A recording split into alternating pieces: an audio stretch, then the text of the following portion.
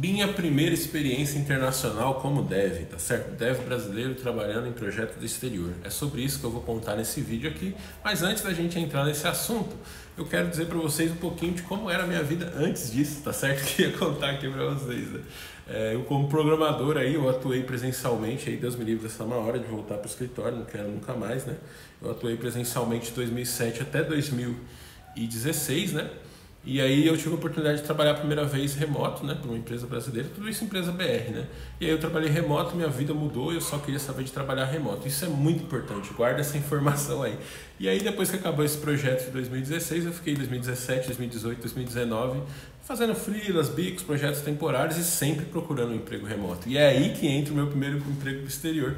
Meu primeiro emprego para o exterior foi justamente... Eu não queria trabalhar para o exterior e ele não tinha as características que a gente vê em empregos do exterior quando a gente pensa sobre isso, né? Assim, o meu principal objetivo era trabalhar remoto e não era antes de 2020, então antes do remoto se tornar padrão para nossa área, né? Eu queria trabalhar remoto e eu não achava trabalho remoto de jeito nenhum. Até que eu recebi uma ligação, foram mais de 100 ligações durante um período de 30 dias, né? Nessa época eu trabalhava numa empresa presencial alocado, mas era a melhor empresa do mundo. Por quê? Porque ela ficava a 15 minutos da minha casa e eu podia trabalhar só 6 horas por dia. Então, assim, falando de trabalho presencial, não tem trabalho melhor que esse na época, porque outros ou ia ser mais longe ou ia ter que trabalhar 8 horas em vez de 6. Então, eu falei, não, eu quero ficar aqui. E ainda assim isso aí era temporário, né? Eu ia ficar lá mais 2 meses, já estava lá 4 meses. Nesses 4 meses eu engordei 20 quilos, tá certo? Trabalhando presencial, porque eu tive que parar de fazer exercício. Fiquei muito mais estressado, enfim. E aí comecei a comer e engordei 20 quilos em 4 meses trabalhando presencial. Mas eu estava contando os dias, porque depois de 2 meses eu já ia entregar esse projeto, as coisas que eu estava fazendo lá, e ia acabar meu contrato, e aí eu ia ficar sem trabalhar, tá certo? Um período, né? Procurando emprego remoto, que era essa a ideia. Mas toda ligação que eu recebia, eu falava, é remoto? Ah, não tem interesse. É remoto? Não tem interesse. Nessa época ainda era ligação, né? O pessoal não mandava mensagem como é hoje.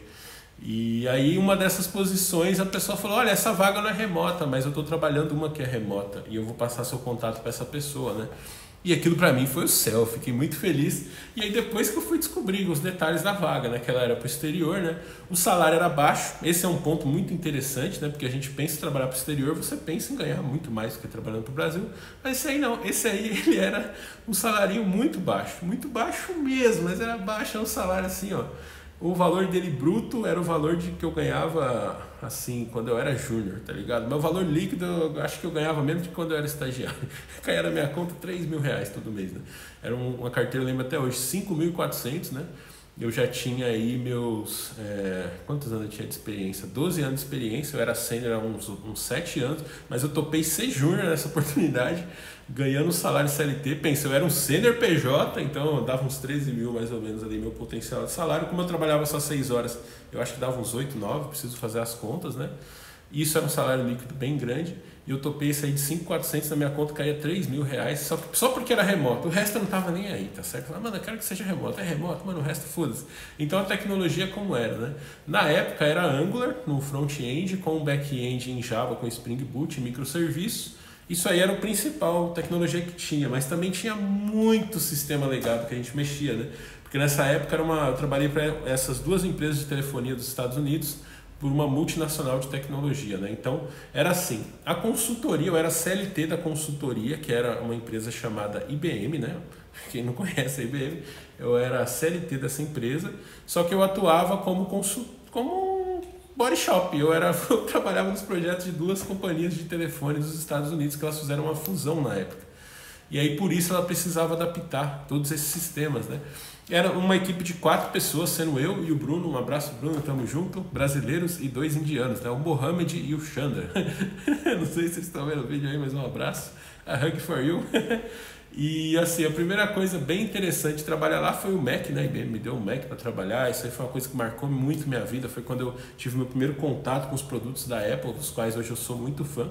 E só não tenho mais porque o dinheiro não permite, mas eu tenho um iPhone, tenho meu próprio Mac hoje. O mais baratinho, o mais básico, mas de fato eu sou apaixonado por essa coisa da Apple, né? E me apaixonei nesse projeto aí. E depois, nas tecnologias lá, né?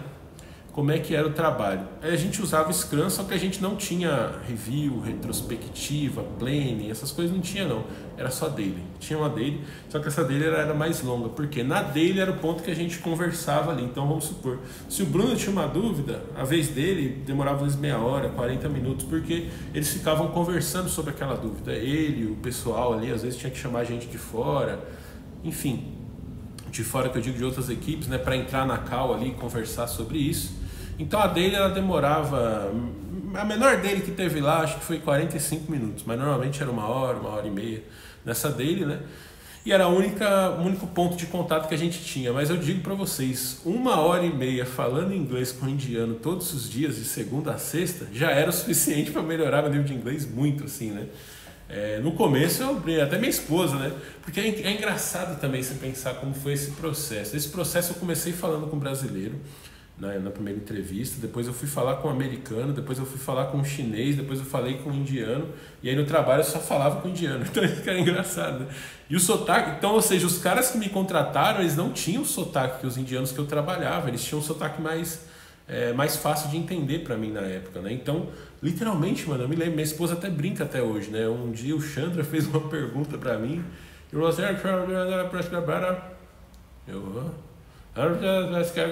tipo, foi assim que eu ouvi o que ele falou. E hoje eu sei, porque eu gravei isso que ele falou, porque eu fazia isso, eu gravava, fazia reunião, e aí depois eu ficava ouvindo e reouvindo até entender o que o pessoal tinha falado. Nas primeiras semanas eu fazia isso.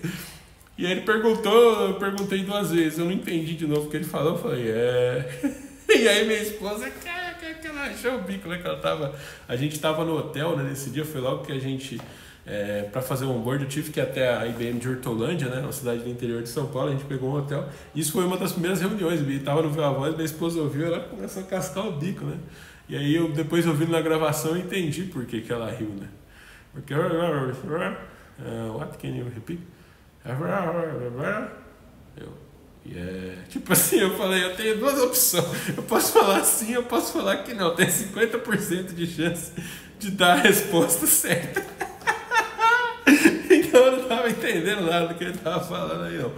Mas eu fiquei 1 ano e pouco, 1 ano e 9 meses nesse projeto. Acho que depois de umas 2 semanas ali eu já comecei a pegar o jeito e depois ficou bem fluente. Eu senti que o inglês nessa época ele deu um salto gigante, né? Tanto nessa parte de entender o que os caras estavam falando, quanto na minha parte de explicar também, né? Porque quando você fala inglês todo dia, ouve inglês todo dia, seu inglês fica muito melhor do que quando você só estuda a questão do inglês, né? E as atividades, elas eram parecidas com as atividades do Brasil mesmo, tá ligado? Não tinha nada demais, era um monte de sistema lá, tinha que fazer uma alteraçãozinha nenhuma, sei lá, colocar um if aqui, mudar um campo de lugar, colocar um campo novo na tela, pôr um campo na tabela, enfim. Era isso, era coisa normal, né? Esse processo também, ele não teve nada dessas coisas que a gente tem hoje de HackerRank, LeetCode, essas ferramentas, aqueles algoritmos avançados, estrutura de dados, nada disso, tá certo? Todo o processo foi bem parecido com o processo brasileiro, só que ele teve um pouco mais de etapas, né?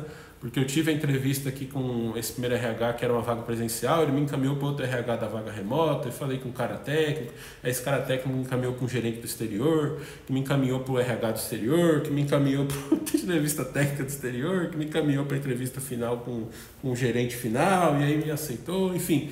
Foi uma conversa, aí depois voltou pro brasileiro para falar que eu tava contratado. Tem até vídeo aqui no canal da época, mano, procura aí. Fiz uma entrevista de emprego de cueca, tá ligado? Porque na época, inclusive isso é um ponto, né, também. Nenhuma das etapas desse processo e nem no trabalho lá, nunca ligava a câmera para nada. Todas as reuniões eram só por áudio, sendo que as primeiras ainda era 2019, era por telefonão mesmo, tá ligado? Então, depois quando começou a usar Teams, era áudio, você via literalmente o Chandra e o Mohamed, eles eram 2 bolinhas, eu nem vi, eu demorei 1 ano e meio para ver o rosto dessas pessoas, que foi um dia que foi feita uma reunião e aí eles estavam com a câmera aberta lá por acaso. É muito engraçado, né? Porque eu imaginava que eles eram de um jeito, mas eles eram totalmente diferentes assim, do que eu imaginava pela voz que eu ouvia, né? Eu imaginava que o Chandra fosse um sujeito gordo, assim, forte, e ele era extremamente magrelo. E o Mohamed, eu achava que ele era um senhorzinho, ele era um moleque, tá ligado? Assim, ele era mais novo que eu. Eu falo, caralho, que interessante, né, que é essas coisas. Então, tipo, quem ouve voz não vê cara, né?